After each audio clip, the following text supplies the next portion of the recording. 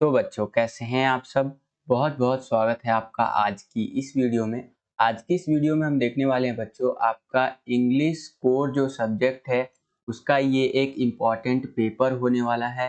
जिन बच्चों को नहीं पता उनको मैं बताना चाहूँगा। इससे पहले मैंने आपके लिए 2 इम्पॉर्टेंट प्रैक्टिस पेपर्स अपलोड कर रखी हैं चैनल पे। तो अगर अभी तक आपने नहीं देखा है तो देख लीजिएगा, क्योंकि आपको पता ही है बच्चों 13 मई, जी हाँ बच्चों, 13 मई 2022 को आपका इंग्लिश कोर का एग्ज़ाम है, या इंग्लिश इलेक्टिव जो भी हो, यानी कि इंग्लिश सब्जेक्ट का एग्ज़ाम है आपका। ठीक है, तो इसके लिए हम लोग एक सीरीज़ चला रहे हैं जिसके अंदर हम आपको सैम्पल पेपर कह लीजिए या प्रैक्टिस पेपर कह लीजिए, वो करवा रहे हैं। तो अभी तक मैंने आपको 2 प्रैक्टिस पेपर करवा दिया है। उसका जो है सो कि वो वीडियोज़ जो है चैनल पे आपको देखने को मिल जाएगा। आप जो है सो कि वहाँ से देख सकते हैं। ये जो हमारा वीडियो होने वाला है ये होने वाला है हमारा प्रैक्टिस पेपर नंबर 3 इंग्लिश का। ठीक है, तो चलिए देखते हैं। बहुत इंपॉर्टेंट होने वाला है, मैं आपको बता रहा हूँ। जो आपका पेपर होने वाला है उसके लिए ये वाला पेपर, तो पूरा वीडियो जरूर देखिएगा। और वीडियो पसंद आता है तो लाइक भी जरूर कीजिएगा, इससे हमारा मोटिवेशन बढ़ता है और वीडियोस बनाने के लिए। तो चलिए वीडियो को शुरू करते हैं। तो यहाँ पर आप सब्जेक्ट देख सकते हैं, इंग्लिश कोर है ये। आपका ये जो पेपर होगा उस पेपर को करने के लिए आपको जो टाइम अलाउ किया जाएगा ये 2 घंटे का किया जाएगा। 2 घंटे में आपको ये पेपर करना है। और ये जो पेपर होगा ये होगा 40 नंबर का आपका। ठीक है, जो आपका बोर्ड एग्जाम का पेपर आएगा वो कुछ इसी तरह से आएगा, आप यहाँ पर देख सकते हैं। ठीक है, और यहाँ पर इस तरह से कुछ सीरीज लिखा हुआ होगा, कुछ डिफरेंट हो सकता है सीरीज लिखा हुआ हो। सेट 3 है ये, अभी तक मैंने 2 सेट करवा दिए हैं, ये तीसरा सेट है पेपर का।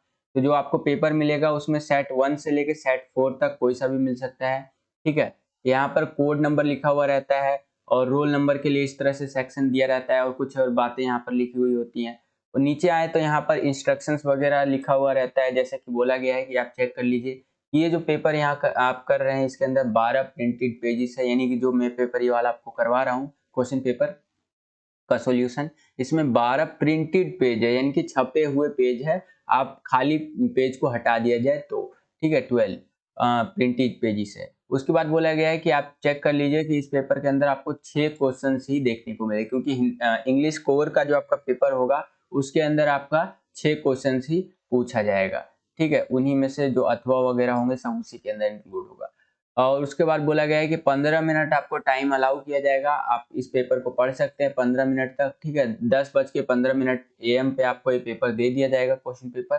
ठीक है, और 10:15 से लेकर 10:30 तक का टाइम जो है स्टूडेंट्स को इस पेपर को पढ़ने के लिए दिया जाएगा। और उसके बाद ही आपको जो है सो कि अपने उत्तर को लिखना है। तो इस तरह से कुछ बातें यहाँ पर बता रखी हैं। अगर हम जनरल इंस्ट्रक्शंस की बात करें तो बहुत सिंपल है। यहाँ पर बताया गया है कि ये जो पेपर है ये 3 सेक्शंस के अंदर बटा हुआ रहेगा। पहला सेक्शन रहेगा आपका रीडिंग का सेक्शन, दूसरा सेक्शन रहेगा राइटिंग का जिसके अंदर ग्रामर से रिलेटेड क्वेश्चंस आते हैं, तीसरा रहेगा लिटरेचर जिसके अंदर आपसे बुक से संबंधित क्वेश्चंस पूछे जाते हैं।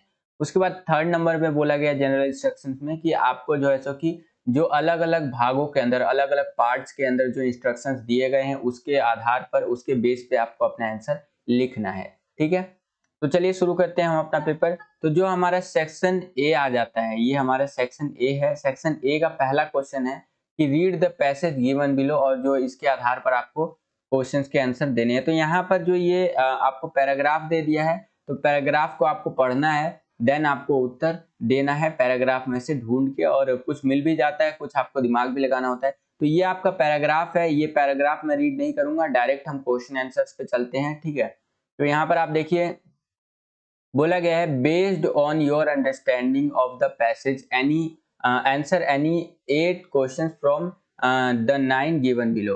कहने का मतलब ये है कि जो आप पढ़ेंगे और उसका जो आप अंडरस्टैंड करेंगे तो इस पैसेज का, तो आपको 8 क्वेश्चनों के आंसर देने हैं। यहाँ पर टोटल 9 क्वेश्चन दिए हुए हैं। ठीक है, इस तरह से, और एक क्वेश्चन 1 मार्क्स जो है सो कि कैरी करेगा जहां तक मुझे पता है। ठीक है, तो इस तरह से आप देख सकते हैं। तो यहाँ पर आइए, तो अब हम लोग देखते हैं बच्चों फर्स्ट हमारा क्वेश्चन क्या पूछा है इसके अंदर से। तो यहाँ पर मैं आपको एक चीज बता देता हूँ कि पेपर में आपका कैसे करवाऊंगा। आपको मैं लाइन बाय लाइन जो ये इंग्लिश है ये भी पढ़ूंगा, और इसका जो हिंदी ट्रांसलेशन है, ठीक है, हिंदी में ट्रांसलेशन जो होगा ये भी बताता चलूंगा लाइन बाय लाइन, ताकि आपको समझने में दिक्कत ना आए, चाहे क्वेश्चन हो या आंसर हो। इंग्लिश प्लस हिंदी दोनों में आपको मैं समझाता चलूंगा। ठीक है, तो देखिए पहला जो क्वेश्चन है उसका पहले में क्या पूछा गया है, cite a point in evidence from the text to suggest that the writer's post job fear was not justified. ठीक है, तो यहाँ पर ये क्वेश्चन पूछा है आपसे कि ये जो साक्ष्य है ऊपर जो आपको दिए हुए हैं, ठीक है, उसके उसमें एक बिंदु का हवाला देते हुए आपको जो है सो कि यस पाठ से यह सुझाव देने के लिए कि लेखक का जो ये डर है ना ये उचित नहीं है। ठीक है, तो इस चीज को आपको जस्टिफाई करना है। तो आंसर कुछ इस तरह से लिख सकते हैं कि not justified as stated in the text that there were only 2 shark attacks reported. ठीक है, इन 75 ईयर्स फ्रॉम 19 यानी कि 1900 से लेकर 1975 तक। So it was highly unlikely that he had anything to fear. यानी कि यह उचित नहीं है कि जैसा कि पाठ में कहा गया है कि 75 वर्षों में यानी कि 1900 से लेकर 1975 से केवल 2 शार्क के हमले हमें यहाँ पर देखने को मिले हैं, सूचना मिला है। इसीलिए इस बात की अत्यधिक संभावना नहीं है कि उसे डरने की कोई बात थी। ठीक है, तो ये इस तरह से आपको आंसर लिखना है।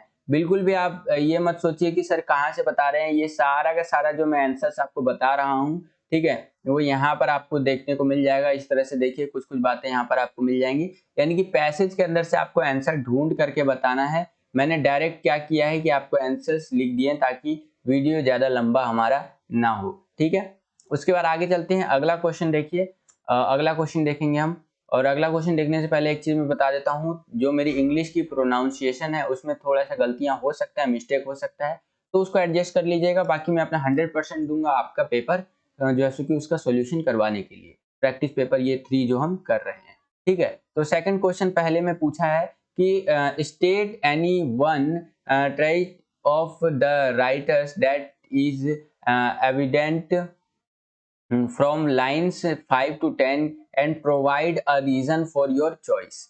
ठीक है, यानी कि लेखक की कोई एक विशेषता बताइए जो 5 से लेके जो 10 पंक्ति है ना, ऊपर जो पैराग्राफ में 5th से 10th जो लाइन के बीच में बात कर रहा है, पंक्तियों से स्पष्ट होता हो और अपनी पसंद का जो है सो कि वो आपको कारण बताना है। ठीक है, तो इस तरह से आप उत्तर लिख सकते हैं कि एडवेंचरस और जो है सो कि करेजियस, ठीक है, बोल्ड, और उसके बाद आप लिख सकते हैं कि experimental because he feared the tiger shark was aware of the fact that they were dangerous yet accepted as his very first assignment। ठीक है, that required him to face them। कहने का मतलब ये है कि जो ये लेखक है वो साहसी है, ठीक है, बोल्ड है, प्रायोगिक है, क्योंकि वह बाघ शार्क से डरता था। ठीक है, तथ्य से अवगत था कि वे खतरनाक थे, जो बाघ शार्क है। यानी कि जो पैराग्राफ है ना, मैं आपको बता दूं, ये शार्क्स के ऊपर है। जो हमारी शार्क्स होती हैं, चाहे टाइगर शार्क कह लीजिए, बहुत तरह का शार्क होता है। शार्क क्या है, एक तरह का आप कह लीजिए मछली है। क्या है, एक तरह का मछली है, फिश है आपका। ठीक है, जो कहाँ पर रहता है, समुद्र में रहता है आपका। कहाँ का रहता है, समुद्र में हमें देखने को मिलता है। तो उसी के संबंध में ये ऊपर वाला पूरा का पूरा पैराग्राफ है, और उसी से रिलेटेड जो हम यहाँ पर क्वेश्चन कर रहे हैं उसके आंसर्स मैं आपको बता रहा हूँ। ठीक है, तो ये ध्यान रखिएगा, आप बिल्कुल भी कंफ्यूज ना होइए। ठीक है, तो यहाँ पर यही है, आप लिख सकते हैं कि इस तथ्य से अवगत, इन जो आप आंसर्स पढ़ा, इसका हिंदी बता रहा हूँ आपको, कि इस तथ्य से अवगत था जो राइटर है कि वे खतरनाक है, जो शार्क है वो खतरनाक है, फिर भी वे स्वीकार जो है सो कि किया उसने कि उनके पहले कार्य के रूप में जिसके लिए उन्हें उनका जो है सामना करना पड़ा। ठीक है, तो इस तरह से आप यहाँ पर हिंदी में समझ सकते हैं। आगे चलते हैं, अगला क्वेश्चन देखते हैं बच्चों। अगला क्वेश्चन है हमारा तीसरा क्वेश्चन। ठीक है, इसी का पहले का तीसरा है कि people thought the writers was either brave और very stupid, why did some people think that he was very stupid. यानी कि लोगों ने सोचा कि लेखक या तो बहुत बहादुर है या बहुत मूर्ख था। ठीक है, तो कुछ लोगों ने क्यों सोचा कि वह जो लेखक है वो बहुत ज्यादा मूर्ख है। ठीक है, तो इसका उत्तर इस तरह से लिख सकते हैं, because he was risking his life and could be beaten by the sharks as other people were sidelined. The popular noting that tiger sharks are dangerous did not pay due attention to the fact that he was walking into obvious danger without the requirement expertise। कहने का मतलब यह है क्योंकि सबने उनको मूर्ख इसलिए समझा क्योंकि वह अपने जीवन जो है उसको खतरे में डाल रहा था, जो यहाँ पर लेखक है, ठीक है। और शार्क द्वारा काटा जा सकता था, शार्क उसको काट सकती थी क्योंकि अन्य लोग जो है इस लोकप्रिय धारणा को किनारे कर देते हैं। अन्य लोग जो है ना इस लोकप्रिय धारणा को क्या करते हैं, किनारे कर देते हैं कि बाघ शार्क जो है खतरनाक है, ठीक है। इस तथ्य पर उचित ध्यान नहीं दिया गया था कि आवश्यक विशेषज्ञों के बिना स्पष्ट खतरे में चल रहा था ये चीजें, ठीक है। तो इस तरह से आप आंसर इसका लिख सकते हैं। आगे चलते हैं, अगला क्वेश्चन देखते हैं बच्चों। अगला क्वेश्चन है यहाँ पर फोर्थ क्वेश्चन की why does the writer says that people who know sharks in जैसे कि intimately tend to be least afraid of them, ठीक है। तो कहने का मतलब यह है कि लेखक जो है यह क्यों कहता है कि जो लोग शार्क को करीब से जानते हैं वे उनसे कम से कम डरते हैं, ठीक है। तो बिकॉज आंसर है because they find the sharks to be harmless as docile as pet. The sharks feed on the food they offer, ठीक है, and seem as docile as pets, ठीक है। क्योंकि वे शार्क को पालतू जानवर की तरह जैसे कि हानि रहित मानते हैं, यानी कि वो हानि नहीं पहुंचा सकते, एक तरह से पालतू जानवर है, ठीक है। विनम्र है शार्क लोग, शार्क उनके द्वारा दिए जाने वाले भोजन पर जैसे कि कीड़ करती हैं और पालतू जानवरों की तरह विनम्र लगती हैं ये, ठीक है। तो इस तरह से आप यहाँ पर आंसर लिख सकते हैं। उसके बाद अगला पांचवा कि rewrite given sentence by replacing the underlined phrase with another one from line 10 to 20। सम जैसे कि academicians think that reward as a form of discipline is a simple right या रॉन्ग इशू। तो इस चीज को आपको रिप्लेस करना है, इस वर्ड को, रॉन्ग को। तो आंसर आप इस तरह से लिख सकते हैं कि सम academical think that reward as a form of discipline is a simple black and white issue, ठीक है। वही चीज है कि दिए गए वाक्य को 10, ये जो हमारा लाइन नंबर 10 है उससे लेकर 20 तक जो रेखांकित वाक्य है उसके स्थान पर किसी अन्य जो है सो कि वाक्य बदलना है।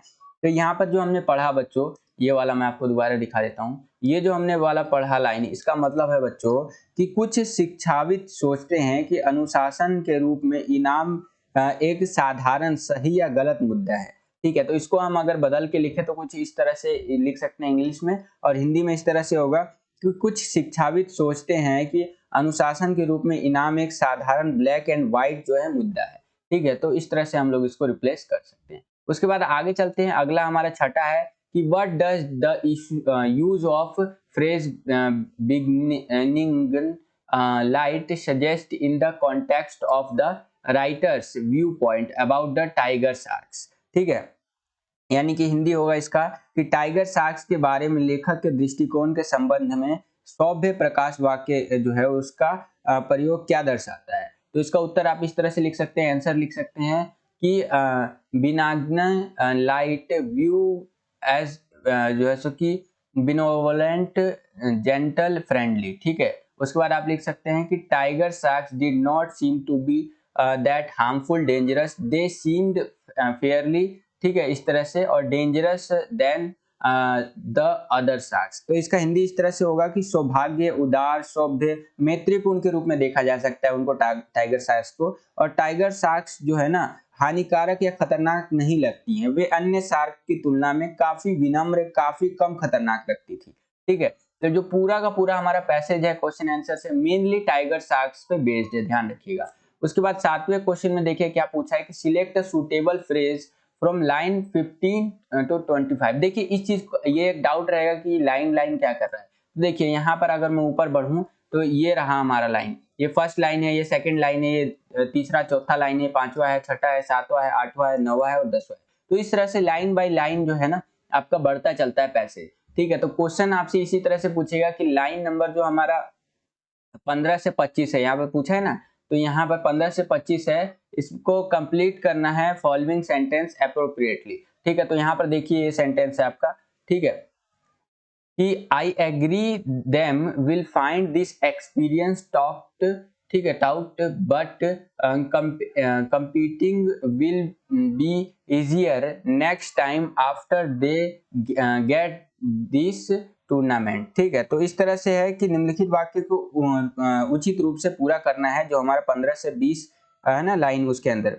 तो यहाँ पर इसका हिंदी ये होगा बच्चों कि मैं मानता हूं कि टीम को यह अनुभव कठिन लगेगा, लेकिन अगली बार इस टूर्नामेंट को प्राप्त करने के बाद प्रतिस्पर्धा करना आसान हो जाएगा। ठीक है, तो इसका आंसर आपको लिखना है। तो इस तरह से आंसर आप नीचे देख सकते हैं कि I agree the team will find his these experience thought but competing will be easier next time after they get this tournament under their belt। Line number 21। तो मैं मानता हूं, हिंदी में उत्तर होगा कि मैं मानता हूं कि टीम को यह अनुभव कठिन लगेगा, लेकिन अगली बार इस टूर्नामेंट को अपने अधीन करने के बाद प्रतिस्पर्धा आसान हो जाएगा। तो इस तरह से आप आंसर इसका कर सके। तो आई होप कितना समझ में आया होगा। आगे हम लोग आ गए 8वें प्रश्न पे। तो यहाँ पर देखिए क्या है कि apex predators serve to keep prey numbers in check. How can we say that tiger sharks are apex predators. ठीक है, कहने का मतलब ये है कि शीर्ष शिकारी जो है सो कि उसकी संख्या जो है नियंत्रण में रखने का काम करता है। शीर्ष जो शिकारी है वो शिकार की जो संख्या है ना उसको नियंत्रण में रखने का काम करते हैं। हम कैसे कह सकते हैं कि टाइगर शार्क्स जो है शीर्ष पर भक्षी है। ठीक है, तो उत्तर इस तरह से आप आंसर इस तरह से लिख सकते हैं कि because tiger sharks restrict the number of sea turtles by feeding on them and act as a balancing force in the ecosystem. If the numbers weren't consistent, it would result in the depletion of seagrass, which supports other marine life forms. कहने का मतलब यह है क्योंकि जो tiger shark है ना वो समुद्री कछुओं की संख्या उन्हें खिलाकर सीमित करती हैं और पारिस्थितिकी तंत्र में एक संतुलन बल के रूप में कार्य करती हैं। यह संख्या सीमित नहीं थी तो इसे परिणाम स्वरूप समुद्री घास जो होता है ना, समुद्र के अंदर का जो घास होता है उसे हार्स होता है और अन्य का समर्थन करती हैं। ठीक है, समुद्री जीव के रूप में। तो इस तरह से आप इसका आंसर लिख सकते। ठीक है, अगला है अगला क्वेश्चन 9वां क्वेश्चन की analyse why having large litre is one of the features that empowers tiger sharks to emerge winners if global warming जो है हमारा परसिस्ट होगा हमारा। कि विश्लेषण करें कि क्यों एक बड़ा जो है सो कि यहाँ पर विशेषज्ञताओं में से एक है जो बाघ शार्क जो है उसको विजेता बनाने के लिए सशक्त बनता है यदि ग्लोबल वार्मिंग बनी रहती है तो। ठीक है, तो इस तरह से यहाँ पर उत्तर आप इसका लिख सकते हैं कि reduce possibilities of extinctions of destructions due to harsh condition as large number would ensure that definitely survive. ठीक है, यानी कि कठोर परिस्थितियों के कारण विलुप्त होना या विनाश की संभावना को कम करता है क्योंकि बड़ी संख्या में यह सुनिश्चित होगा कि निश्चित रूप से जीवित रहें। ठीक है, टाइगर शार्क के बारे में बात यहाँ पर कर रहा है। तो ये आपका जो पहला वाला पैसेज होता है हमारा, ये उसके क्वेश्चन आंसर्स कंप्लीट हो गए हमारे। अब हम लोग आ गए हैं जो हमारा क्वेश्चन नंबर दूसरा है, इसके अंदर पैसेज है आपका। तो ये पैसेज आपको पढ़ना है और इसके अकॉर्डिंग आपको उत्तर देना है। तो यहाँ पर आप पैसेज को पढ़ना चाहते हैं तो पढ़ सकते हैं वीडियो को पॉज करके। ठीक है, अब देखिए यहाँ पर आपको एक फिगर दे दिया है, a sample percentage of the food consumption pattern इस डिस्प्ले। फिगर नंबर 1 है हमारा। ये देखिए ये फिगर आपको एक दे दिया है। ठीक है, मैं आपको पिछले 2 वीडियो में बता चुका हूँ, जैसे आपके पास ये फिगर आ जाता है तो आपके लिए इजी हो जाता है क्वेश्चन का आंसर आपके लिए लिखना। ठीक है, तो ध्यान रखिएगा। तो यहाँ पर आप देख सकते हैं इस तरह से फिगर है, दंडालेख बोलते हैं हिंदी में, इस तरह से करके आपको दिया है फिगर और इसी के अकॉर्डिंग थोड़ा और चीजें लिखा हुआ है यहाँ पर। और ये अडेप्ट कहाँ से किया गया है, ये यहाँ से लिया गया है। ठीक है, तो उसके बाद यहाँ पर क्वेश्चन आंसर आ गए हमारे। तो पहला क्वेश्चन देखिए क्या पूछ रहा है कि what does the researchers mean by changing food जैसे कि प्रेफरेंसेस। ठीक है, तो यानी कि शोधकर्ताओं का जो शोध रिसर्चर्स होते हैं उनका खाद्य वरीयता यानी कि जो हमारा कह सकते हैं जो फूड है ना, खाद्य वरीयता वही चीज है, खाने के बारे में हो रहा है कि उसमें परिवर्तन से क्या अभिप्राय है। तो यहाँ पर आप लिख सकते हैं कि urban populations transitions from healthy home cooked meals to ready to eat processed food, यानी कि शहरी आबादी का स्वास्थ्य घर के पके भोजन से खाने के लिए तैयार प्रसंस्कृत खाद्य पदार्थों में जो है सो कि बदल रहे हैं वो लोग। यानी कि जो पहले आप देखते थे कि ज्यादातर घर का खाना पसंद करते थे, आज के टाइम पे शहरी आबादी जो शहर में रहने वाले लोग हैं वो ज्यादातर कोशिश करते हैं कि वो बाहर का खाना खाए, ठीक है, रेडी टू ईट फूड खाए। उसके बाद आगे देखिए अगला क्वेश्चन है हमारा, अगला क्वेश्चन है दूसरा कि why was this survey on the food consumption of adolescents undertaken, ठीक है, यानी कि किशोर के भोजन में, ठीक है, किशोर जो होता है ना उसके भोजन की खपत पर यह सर्वेक्षण क्यों किया गया। तो आंसर है कि understand the food consumption pattern of urban adolescent and make recommendation based on the data, यानी कि शहरी किशोर जो यानी शहर में रहने वाले जो किशोर आबादी के बच्चे हैं ना, वो टीनेजर्स जो होते हैं, उनकी भोजन की खपत के पैटर्न को समझा जा सके और डेटा के आधार पर सिफारिश जो है कि सिफारिशें करना। तो ये आप लिख सकते हैं, ठीक है। तो आई होप कि इतना आपको समझ में आया होगा। आगे चलते हैं, अगला क्वेश्चन देखते हैं बच्चों। अगला क्वेश्चन है तीसरे नंबर का कि विथ रेफरेंस टू फिगर 1, यानी कि जो फिगर 1 आपको ऊपर दिया हुआ है उसका रेफरेंस लेते हुए right one conclusion about students consumption of energy dense drink, यानी कि चित्र 1 के संदर्भ में विद्यार्थियों द्वारा ऊर्जा से भरपूर पेय पदार्थ के सेवन के बारे में एक निष्कर्ष आपको लिखना है, ठीक है। तो यहाँ लिख सकते हैं कि क्लोज टू 47% ड्रिंक 3 और more serving of energy dense beverage will mayor 5% said no to more than 1 serving of the beverage, ठीक है, यानी कि 47% के करीब ऊर्जा सघन पेय के 3 या अधिक सर्विंग पीते हैं, यानी कि इस तरह से पीते हैं, ठीक है, जबकि केवल 5% ने यानी पीने के लिए 1 से अधिक पीने वाली चीजों का नहीं कहा है, ठीक है। तो इस तरह से आप उत्तर लिख सकते हैं। आगे चलते हैं, अगला क्वेश्चन देखते हैं बच्चों।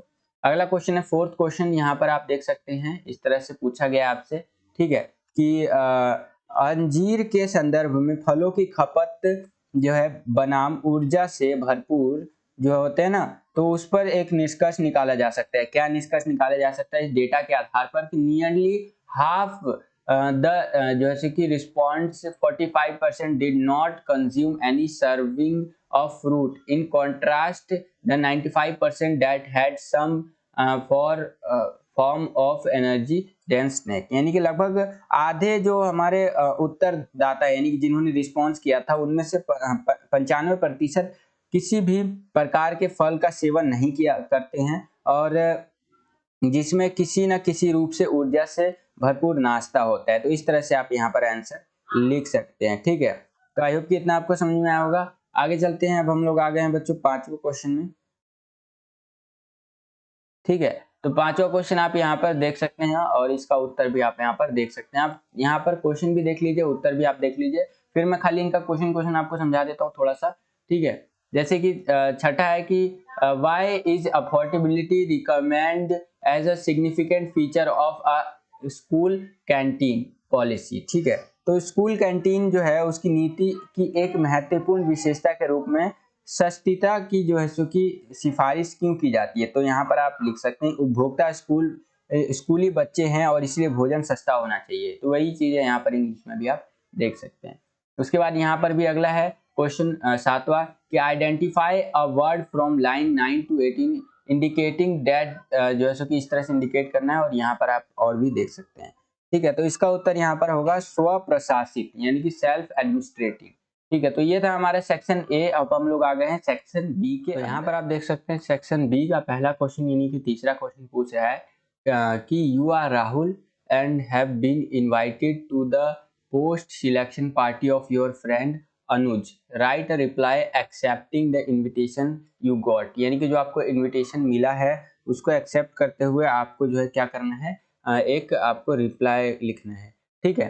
तो इस तरह से आप कर सकते हैं। तो यहाँ पर इस तरह से इसका हिंदी होगा कि आप राहुल है आपको अपने मित्र अनुज की पद चयनीय यानी कि जो भी उसका पोस्ट सिलेक्शन हुआ है उसकी पार्टी के लिए एक आमंत्रण मिला है, आपको निमंत्रण मिला है या जो भी चीज है, तो उसे स्वीकार करते हुए उत्तर लिखना है आपको। ठीक है, तो यहाँ पर आप एक्सेप्टेंस लिखेंगे।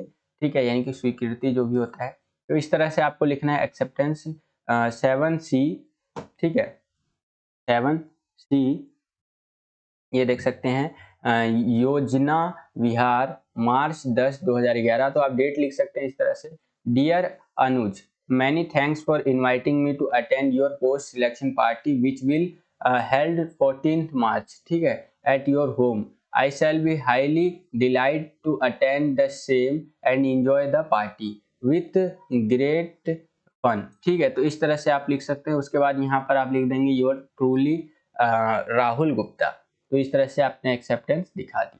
उसके बाद आगे चलते हैं, तो आगे आपको फोर्थ क्वेश्चन आ जाता है कि आपको 2 दिया हुआ है फोर्थ में, ए और बी, उसमें से कोई आपको एक अटेम्प्ट करना है।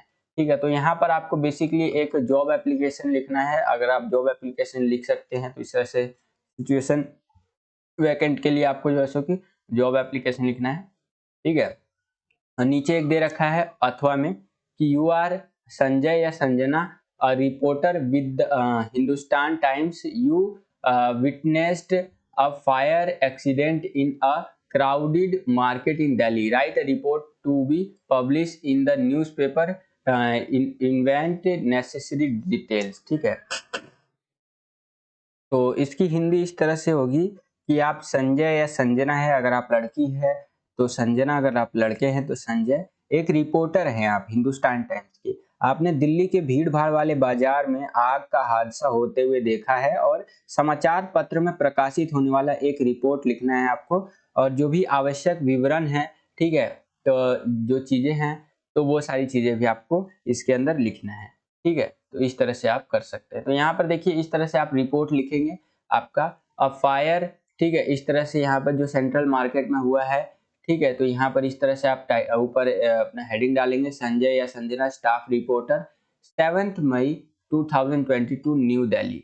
उसके बाद यहाँ पर आएंगे नीचे तो पूरा का पूरा घटना का विवरण आप कर देंगे कि इस तरह से आपने यहाँ पर जो भी चीजें देखी, तो रिपोर्ट अपना लिखना अपना शुरू कर देना है आपको। तो यहाँ पर आप देख ही सकते हैं। ठीक है, तो इस तरह से आपको एक रिपोर्ट लिख देना। उसके बाद आगे चलते हैं, तो अब हम लोग आ गए हैं फिफ्थ क्वेश्चन में, जिसमें आपको बोला है कोई भी 5 क्वेश्चन अटेम्प्ट करने हैं और 40 शब्दों में आपको उत्तर देना है। ठीक है, जो भी 5 क्वेश्चन आपने अटेम्प्ट किए 40 शब्दों में। तो पांचवे का पहला क्वेश्चन में कैसे क्या पूछा है, A mistaken identifier lead to a discovery of new one for the rat trap peddler. How did this impact जो है सो कि him? यानी कि एक गलती पहचान के कारण जो हमारा रेट ट्रैप होता है उसकी नई पहचान की खोज हुई है, इसने उसे कैसे प्रभावित किया। तो यहाँ पर आप लिखेंगे gave him the power to clear his जो है सो कि कंसाइंस। ठीक है, यानी कि उसे अपने विवेक को साफ करने की शक्ति दी थी।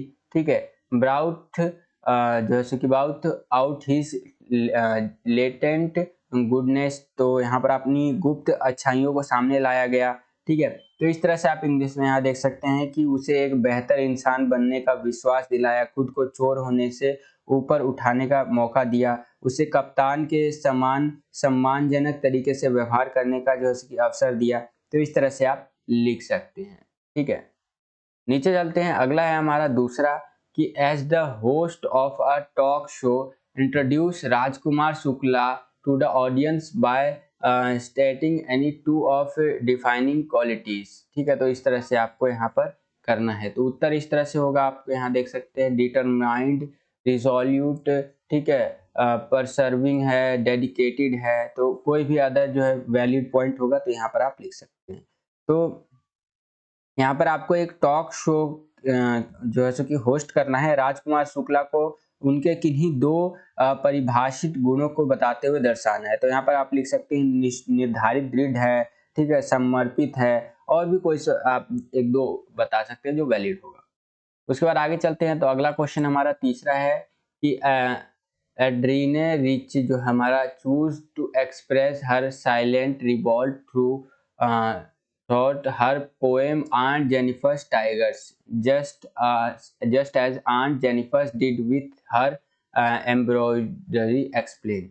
ठीक है, तो कहने का मतलब यह है कि एंड्रियन जो हमारा रिच है, एंड्रियने रिच जो है, उसने अपनी कविता आंट जेनिफर टाइगर के माध्यम से अपनी मौन विद्रोह को व्यक्त करने के लिए चुना, जैसे कि आंट जेनिफर ने अपनी कढ़ाई के साथ किया था। तो ये आपको समझाना है। तो इसका उत्तर इस तरह से लिख सकते हैं, Adrienne Rich through her poem जैसे कि satirises the traditional institution of marriage in her time suggesting that it oppresses women similarly. Aunt Jennifer's a victim of unhappy marriage under जो कि domineering husband choose। इस तरह से आप यहाँ पर देख सकते हैं।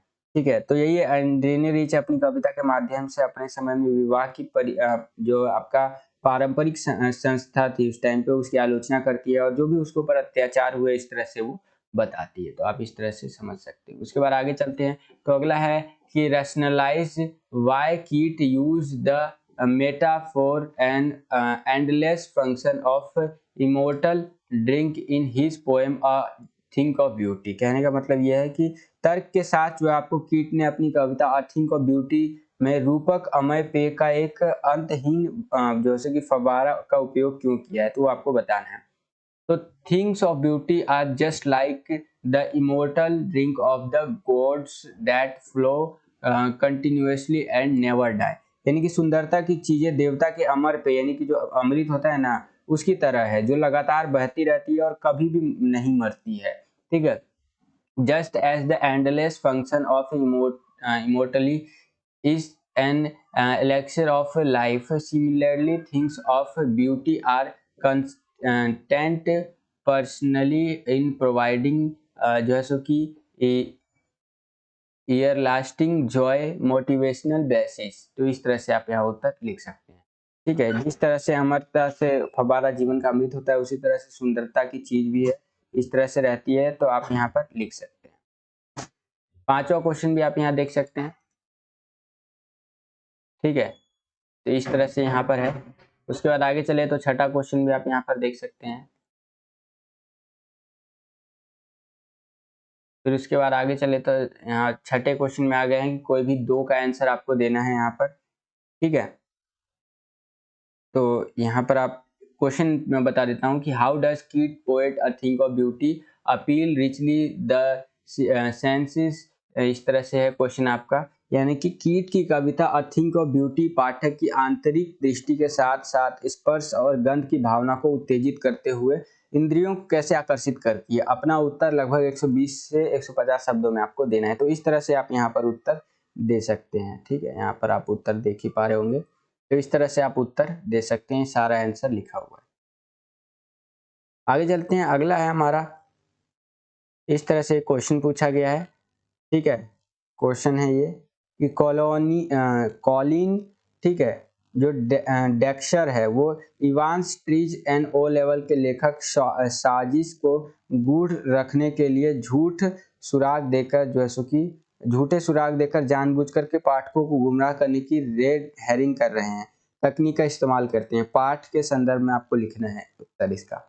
तो इसका उत्तर आप यहाँ पर देख सकते हैं। अगला है हमारा क्वेश्चन कि आत्मकथाओं में गैर काल्पनिक ग्रंथों की विशेषताएं शामिल है। तथ्यात्मक जानकारी और विभिन्न पाठ संरचनाएं जैसे विवरण, अनुक्रमण, तुलना, कारण और प्रभाव, या समस्या और समाधान इस कथन के आलोक में लगभग 120 से 150 शब्दों में आपको इसका जो है सो कि लिखना है। तो यहाँ पर आप देख सकते हैं। ठीक है, उत्तर भी आप यहाँ पर देख ही सकते हैं। बस बच्चों, यही था हमारा इंग्लिश कोर का practice paper number 3। I hope कि आपको पसंद आया होगा, और अगर आपको ये वीडियो पसंद आया तो वीडियो को लाइक कीजिए। इसी तरह की वीडियोस पाने के लिए लाइक जितना ज़्यादा होगा, हम इसी तरह की वीडियोस आपके लिए लाते रहेंगे और भी अच्छी तरीके से। तो आज का ये वीडियो यहीं पे समाप्त करते हैं। मिलता हूँ आपसे अगली वीडियो में, तब तक के लिए खुश रहिए, खुश रखिए सभी को। जय हिंद, वंदे मातरम।